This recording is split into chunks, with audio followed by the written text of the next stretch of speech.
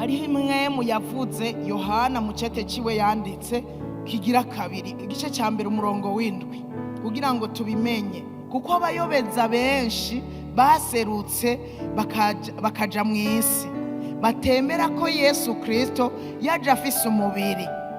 Uwumeze atyo niwe ayobeza kandi niwe antikristo.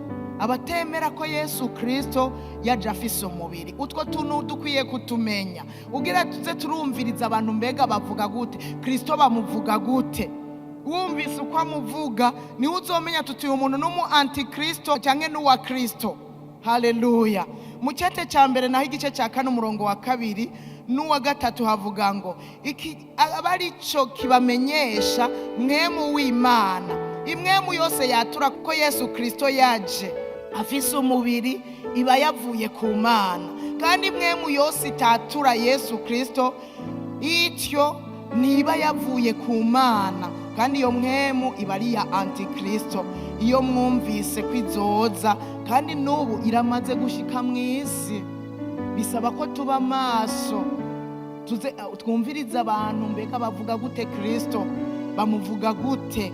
Rero hariho ubwoko bw'ibipimo cyangwa bwa teste twopimira ko abantu. Iyo teste ya mbere ni mu gusenga cyangwa mu guhimbaza. Basenga nde?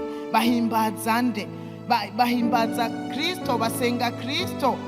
Hariho abantu bazovuga ngo bariko barahimbaza, n'ubu ntimuravyumva indirimbo zisa n'izivuga ivy'Imana mugabo atari we bariko barahimbaza, nazo murumva. Basa n'abavuga Imana atari yo bariko barahimbaza, basa n'abavuga ngo Yesu mugabo ugasanga si Yesu bariko baravuga. Tuze dupime neza turabe Imana basenga iyo ariyo. Iyindi test igira kabiri, dupimira abantu mu vyizegwa. Mu vyizegwa ni vya bindi nariko ndavuga, iyatura Yesu Kristo ko yaje yambaye umubiri kandi ko ari Imana, iyo ni mwemu izobiva ku Mana. Test igira gatatu ni mu nyifato n'imigenzo y'abantu, niho tuzobapimira, tuzobarabira ku vyo bama. Hariho abantu tuzosanga bariko bavugishwa Kristo no kurondera ubutunzi, bariko bavugishwa Kristo no kurondera icubahiro, bariko bavugishwa Kristo no kurondera gushimwa n'abantu. Ivyo navyo tuzobipime neza, izo batari mwemu iva kuri Kristo.